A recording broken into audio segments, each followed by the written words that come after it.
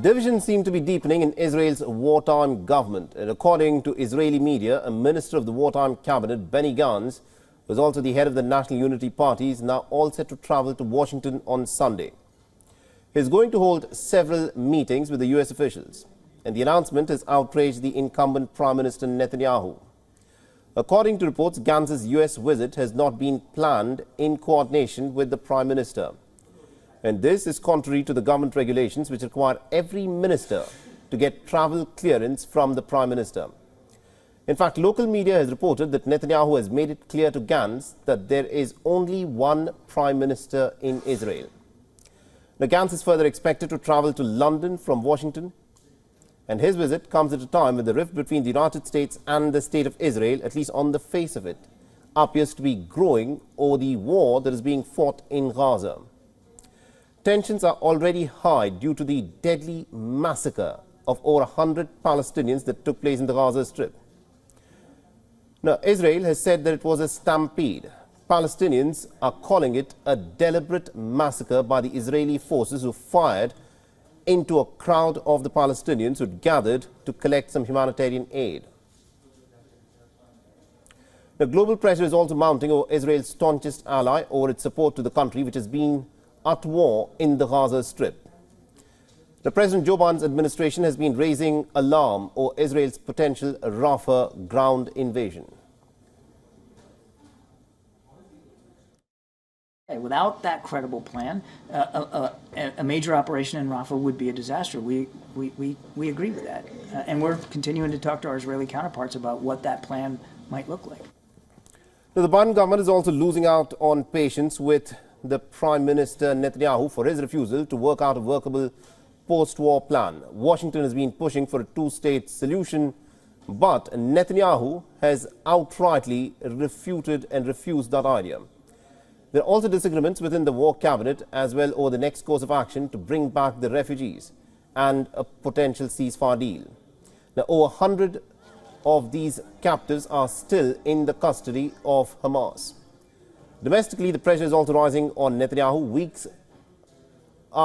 after week, the Israelis have been protesting and calling for the wartime leader to immediately step down, saying that he's failed in protecting the Israelis.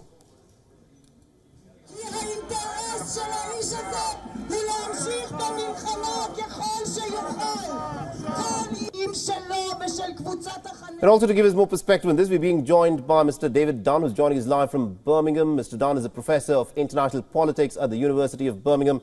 Now, Professor Dunn, thank you very much indeed, sir, for speaking to us here in WION. What do you make of Benny Gantz's visit to the United States, where it appears that Benny Gantz's visit has not been approved by Netanyahu? How is this possible?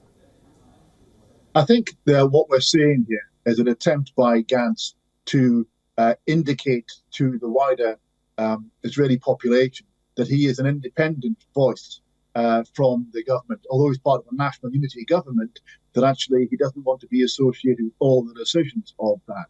So it's a way of showing his independence, of showing that there is an alternative to Netanyahu, which of course he represents. And it also gives him the chance, once he's back from Washington and London, to speak with more authority, having had those conversations in the cabinet meetings, and to put forward alternatives to those which Netanyahu have been pushing. So it's a way of trying to strike a different pose, to create visible difference between himself and the Prime Minister, which of course is why Netanyahu doesn't like it. Now, it's interesting that you point out that Benny Gantz wants to show himself off as someone with a certain independent bent of mind and independent authority as opposed to Netanyahu. But the question is this: they are a part of this unity government. Do you think that this rift can actually have consequences for Netanyahu's government? Do you think Benny Gantz will still continue to go along with Netanyahu if he decides to carry out the ground incursion into Rafah?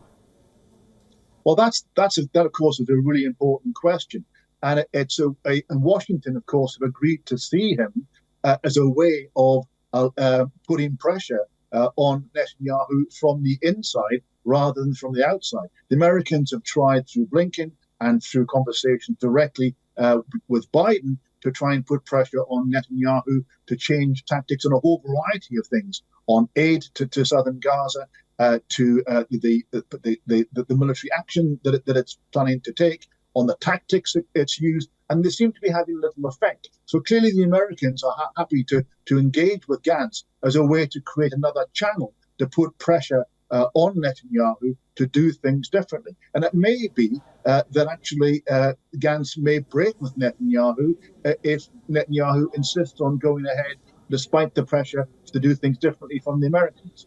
I think that's interesting. And also my final question to you.